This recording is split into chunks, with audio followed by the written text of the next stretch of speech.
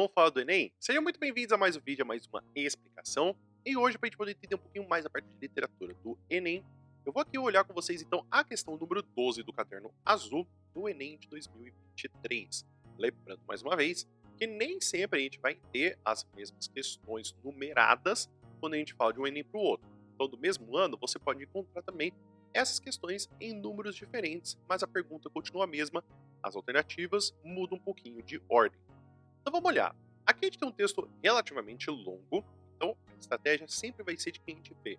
Primeiro, as perguntas com as alternativas, para a gente focar nossa atenção, para a partir daí podemos então prosseguir para resolver a pergunta. Pela voz de uma empregada de casa, a descrição de um dos membros da família exemplifica a renovação da ficção urbana dos anos 1950. Aqui observada na letra A, opção por termos e expressões de sentido ambíguo. Letra B, crítica social inspirada pelo convívio com os patrões. Letra C, descrição impressionista do fetiche do personagem. Letra D, presença de um foco narrativo de caráter impreciso. E letra E, ambiência de mistério das relações entre familiares.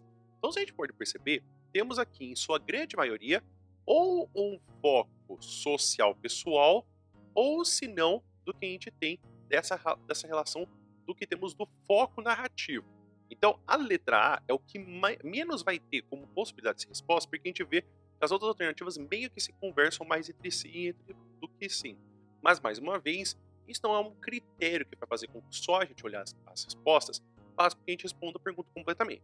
Como ainda a gente tem um tempo, vamos dar uma olhadinha no texto para a gente poder ver qual que é a possibilidade. Ainda daquela vez, pude constatar a bizarrice dos costumes que constituíam as leis mais ou menos constantes do seu mundo. Ao me aproximar, verifiquei que o Sr. Timóteo, gordo e suado, trajava um vestido de franjas e lantejoulas que pertencia à sua mãe. O corpete descia-lhe excessivamente justo na cintura, e aqui e ali rebentava através da costura um pouco da carne aprisionada, esgarçando a fazenda e tornando o prazer de vestir-se daquele modo uma autêntica espécie de suplício. Movia-se ele com lentidão, meneando todas as suas franjas e abanando-se vigorosamente com um desses leques de madeira de sândalo, o que o envolvia numa enjoativa onda de perfume. Não sei direito o que colocara sobre a cabeça, assemelhava-se mais a um turbulante ou a um chapéu sem abas de onde saíam vigorosas mechas de cabelo alourados. Como era costume seu também, trazia o rosto pintado, e para isto, bem como suas vestimentas, apoderara-se de todo o guarda-roupa deixado por sua mãe, também em sua época famosa pela extravagância com que se vestia, o que sem dúvida fazia sobressair-se um nariz enorme tão característico da família Menezes. Se a gente vai perceber aqui então, vamos ver o da letra B. A crítica social inspirada pelo convívio com os patrões. Então aqui a gente tem um foco especificamente desse personagem do Senhor Timóteo, mas não se falando exatamente desse convívio com os patrões. Pode ser que seja assim, de fato, o patrão, mas não há um foco nesse trecho para poder fazer essa análise. A presença de um foco narrativo de caráter impreciso. Se a gente fosse perceber, a gente tem um caráter bem preciso. A gente tem explicações e denominações muito específicas para poder fazer com que essa imagem seja criada na nossa mente. Além de que não há uma ambiência de mistério dessas relações entre os familiares. Nós temos muito claramente o Sr. Timóteo com essa relação que ele tem com sua mãe e consigo mesmo. Então, o que vamos ter como alternativa correta vai ser a letra C, que é essa descrição impressionista do fetiche do personagem.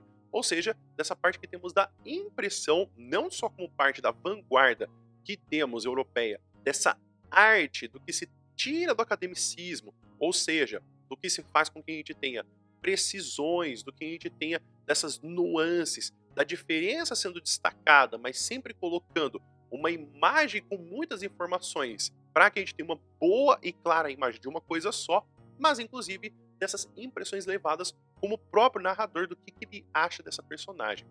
Você não entendeu essa pergunta ou você colocaria outra alternativa que não seria a letra C? Escreve aqui nos comentários, por gentileza, para eu te ajudar com essa pergunta. O vídeo vai ficando por aqui. Muito obrigado por ter ficado até aqui. Espero que você tenha um bom dia e a gente se vê no próximo vídeo.